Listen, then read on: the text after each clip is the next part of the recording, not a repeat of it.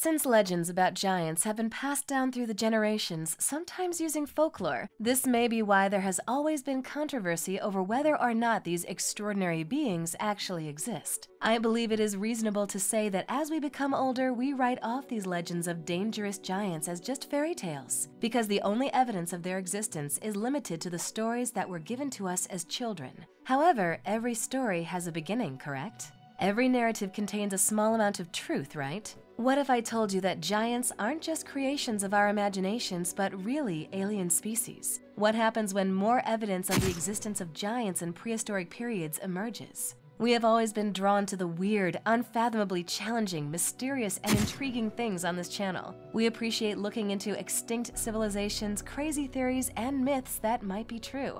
Join us as we set out on our journey, and we'll tell you all about our amazing discoveries. For several reasons, these topics hold our interest, and we do not doubt that they will do the same for you. To receive notifications when we post new videos like the one about the ancient giants, shocking new evidence, subscribe to this channel, like this video, and click the notification bell. Why don't we start with the subject of today now? Even ancient civilizations were on edge about the possibility that giants existed, proving that stories of giants predate mankind by thousands of years. Why then are archaeologists unable to conclusively determine whether giants existed or even exist today? Giants have even played a significant role in the myths and tales of many notable ancient civilizations, particularly in Greek mythology, where they first appeared as the progeny of the titans Gaia and Uranus. They are mentioned in the Bible as well, where they are portrayed as a wild group with the strength of 1,000 men and even being larger than an average person. Despite all this, there is still ongoing discussion about the existence of giants. Were they genuine, or were they just stories made up to lull kids to sleep and keep them huddled in their mother's arms? I'm talking about how the discovered skeletons that could have demonstrated their existence were dismissed as being just large humans. What exactly is the origin of the myth that giants once walked the earth? Every story, as we already know, contains a certain amount of truth. Additionally, the recently discovered evidence that giants did in fact exist calls into question everything we previously believed to be true. The results of a frightening genetic investigation of the ancient human DNA conducted by Harvard University in 2018 showed something that might legitimately be considered to be a world wonder. According to this study, the ancient Britons who constructed Stonehenge mysteriously disappeared from the British Isles, leaving almost no trace of their existence in the DNA of the present-day British population. It's as if the modern Britons wiped out the whole Neolithic population that built Stonehenge over 5,000 years ago, leaving only their skeletons as a reminder of their presence. Things start to spiral out of control at this point. You must be in awe of how a culture that existed thousands of years ago produced these cutting-edge structures, and how could they abruptly disappear into thin air without leaving a trace? According to the findings, the Neolithic Britons were people who traveled to the Mediterranean. Researchers reported that after examining the early farmers' DNA in Britain, they found that they most closely resembled Neolithic people from Iberia, which now includes Spain and Portugal. And after crossing the Mediterranean Sea, these Neolithic people not only brought with them a new civilization and way of farming, but they also brought with them the custom of erecting monuments out of big stones, which is most likely how the Stonehenge construction came to be. Or was it? According to some hypotheses, the intriguing mystery still surrounding the disappearance of the Stonehenge builders, as well as the flood myths that have been uncovered all across the world, could indicate a deliberate scouring of the human ancestry line. Another bizarre claim that has gathered traction over the years contends that Stonehenge was built by extraterrestrials. According to Swiss author Erich von Däniken, aliens constructed Stonehenge to serve as their landing pad. This is the only plausible explanation, in Eric's opinion, for how the heavy stones required to build this megalith were transported such a great distance. Another strange hypothesis holds that the stones were truly laid by the devil, not by human architects. He hypothesized that the devil hurled one of the stones at a friar, striking the friar's heel. Nevertheless, experts who have demonstrated that people could still lift large stones with the tools at their disposal at the time have refuted this supernatural explanation, which comes as no surprise. And although the stones may have been erected to commemorate the stars, it is highly unlikely that they were connected to extraterrestrial life.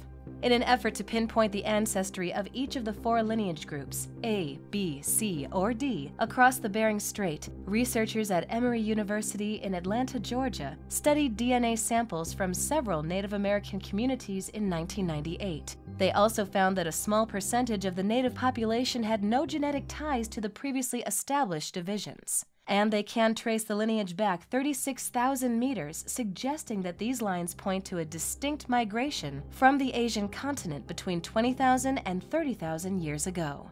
One human haplogroup, the X lineage, has been identified in roughly 2.5% of some Native American groups and a small number of Europeans. This finding stands out from the others because there is no connection between Northern Europeans and the Middle East. Even scientists find it hard to understand why these X haplogroups differ so much from one another. It is quite astonishing to think that there might be a population that we assume to be indigenous to our planet, yet whose ancestry is unknown to science.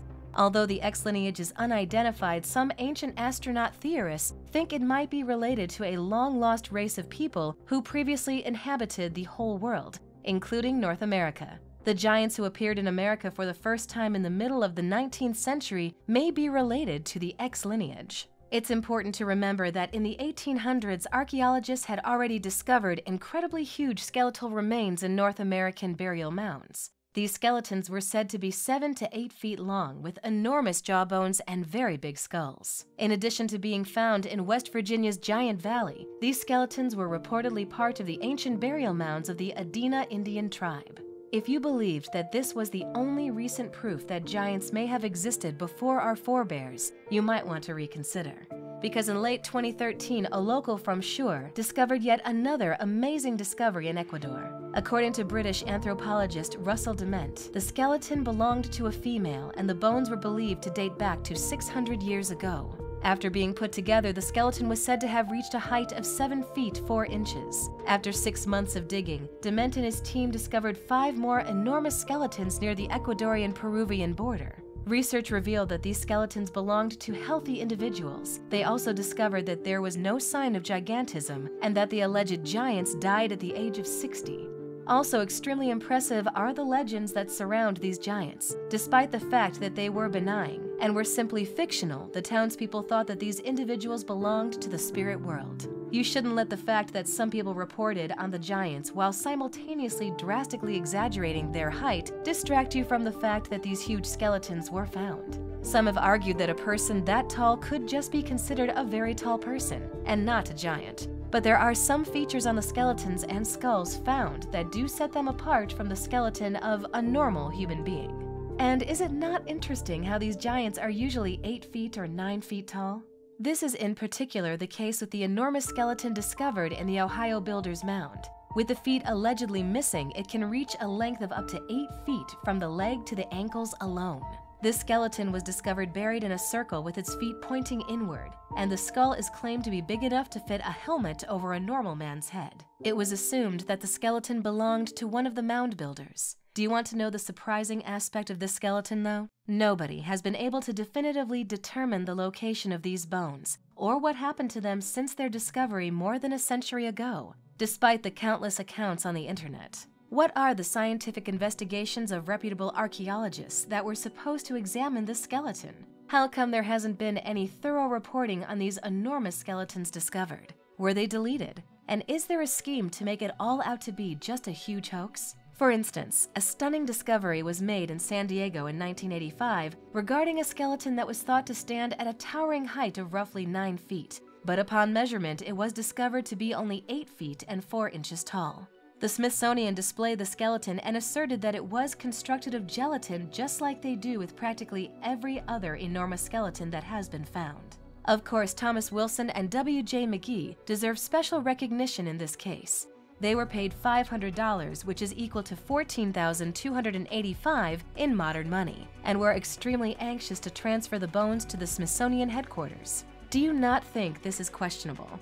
Who spends so much money to view a gelatin skeleton? Why spend money on a straightforward circus hoax? Or is it possible that the lack of evidence is due to the possibility that these giants are myths, even otherworldly creatures? Giants were described in ancient Greek myths as ancient humans who lived and died, and whose bones could still be seen emerging from their ancient graves. According to their story, these giants were the progeny of their deities. Giants are reported as standing between 40 and 60 feet tall in certain North American folktales. It is safe to argue that there must be some form of truth to tales of giants for them to be so pervasive in people's civilizations all across the world, even though some of the skeletons found have been dismissed as forgeries. Other giants might have vanished in a similar way as the Stonehenge builders, who vanished without a trace and left the country for the current Britons. Or how do you propose they were eliminated? What stage of technological development do you believe Stonehenge was built at? Or perhaps the problem is gigantism? Maybe not, considering that the bones found in Ecuador supposedly belonged to a healthy female. What are your thoughts on this? Share your thoughts in the comments below.